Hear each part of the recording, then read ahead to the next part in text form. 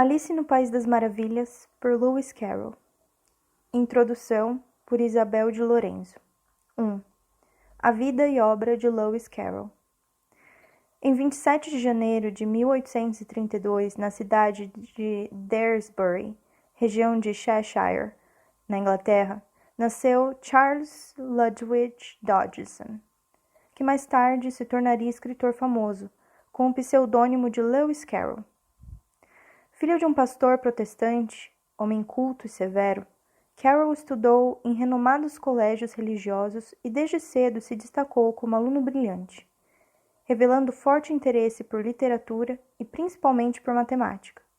Em 1854, formou-se em ciências matemáticas no Christ Church College, na Universidade de Oxford, e já no ano seguinte foi aceito como professor daquela célebre instituição, permanecendo nesse cargo até o fim da vida. Publicou com o seu verdadeiro nome diversos livros e artigos sobre lógica e matemática. Com o pseudônimo de Lewis Carroll, publicou livros infantis, dos quais os mais conhecidos são Alice no País das Maravilhas, de 1865, e Através do Espelho e O que Alice Encontrou Lá, de 1872.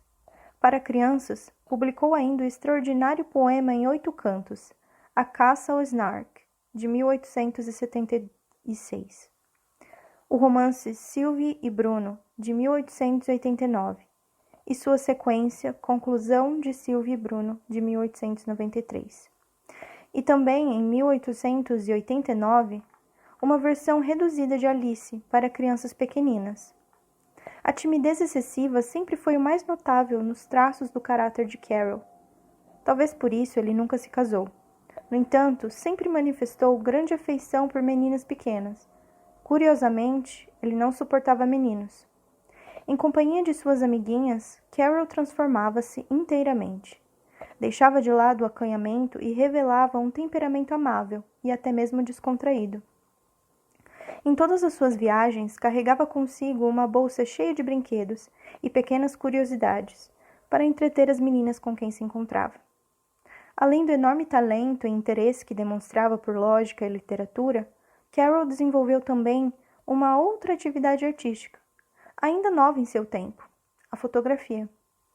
Especializou-se em retratar meninas, chegando a ser considerado por muitos como um dos mais importantes fotógrafos do século XIX. A fotografia possibilitou-lhe também aproximar-se de muitas menininhas e travar pequenas amizades, que por vezes chegaram a perdurar longos anos. Em 1855, seu primeiro ano como professor em Oxford, tornou-se amigo do novo décano da faculdade, Henry George Liddell. No ano seguinte, conheceu suas 3 filhas, Lorina, Charlotte, Alice Pleasance e Edith. Esse dia foi registrado em seu diário com particular entusiasmo. Num dia de verão de 1862, Carroll e seu amigo, o reverendo Duckworth, fizeram um passeio de barco pelo rio Tâmisa com as irmãs Liddell. Alice, sua preferida entre as 3, contava então 10 anos de idade. Esse passeio marcou para sempre a vida do escritor. Foi ali, com a mera intenção de divertir e agradar suas queridas crianças, que Lewis Carroll inventou boa parte das aventuras de Alice no País das Maravilhas. Ele as inventava enquanto, animadamente, remava e as contava para as meninas. Para grande espanto do amigo, que chegou a perguntar-lhe se ele já não tinha elaborado antes aquela narrativa extraordinária. A pedido da própria Alice, Carroll escreveu a história. Depois de muitas alterações e de submeter o manuscrito à apreciação de alguns amigos, publicou o texto em 1865. Só muito mais tarde veio a escrever Através do Espelho e as suas outras obras voltadas para o público infantil. Embora tenha lecionado até o final de sua vida, Carroll nunca chegou a fazer uma brilhante carreira como escritor, nem tampouco se dedicou à oratória eclesiástica, que seria uma das possibilidades oferecidas por seu cargo em Oxford, porque se envergonhava profundamente de sua gaguez. Abandonou a fotografia em 1880, recusando-se a adotar inovações técnicas como o uso da película em vez da antiga chapa fotográfica. Nos últimos meses de vida, Charles Dodgson, passou a repudiar tudo que dizia respeito a Lewis Carroll, recusando-se até mesmo a receber as cartas endereçadas a este nome. Morreu em 1898, em consequência de uma bronquite. 2. Alice no País das Maravilhas.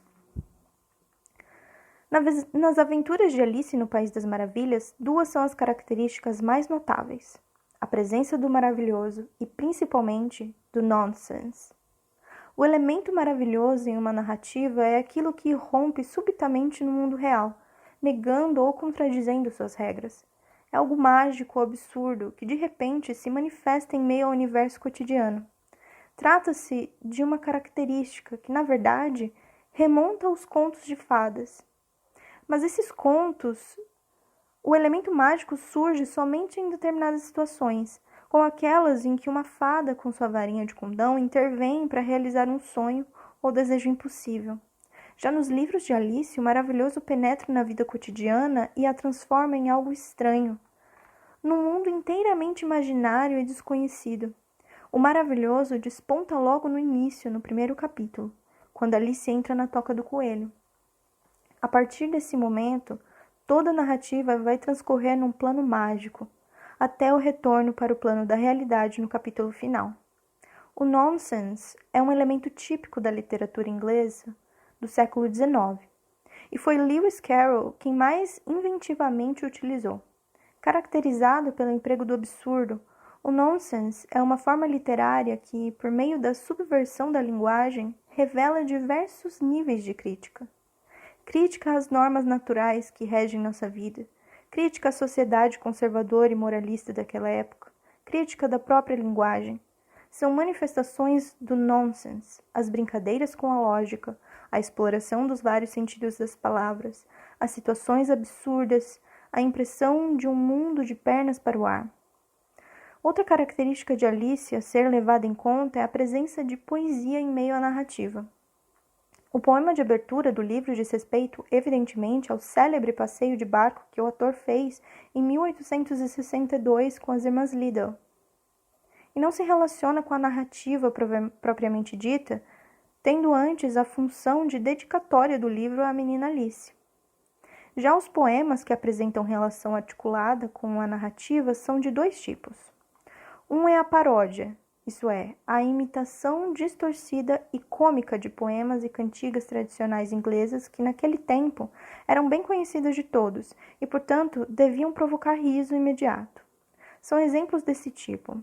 Olha o Pequeno Crocodilo, no capítulo 2. Estás velho, pai William, no capítulo 5. A Cantiga de Ninada Duquesa, no capítulo 6. A Quadrilha da Lagosta, no capítulo 10. O Preguiçoso Falou, no capítulo 10. E Sopa de Tartaruga, no capítulo 10. Ainda hoje, compreendidos no contexto da narrativa, esses poemas são engraçados mesmo para um leitor que já não conheça os versos originais e que se referem satiricamente. Outro poema que aparece em Alice é o da Cauda do Rato, no capítulo 3. É um tipo de poesia especial, muito raro, embora exista desde a antiguidade. É um poema figurado ou em forma de coisa, em que os versos são organizados para compor figuras. Nesse exemplo notável, Carroll utiliza o tamanho das letras, cada vez menores, e a disposição inusitada das linhas no espaço da página, para produzir a figura do rabo de um rato. 3. Fortuna de Alice.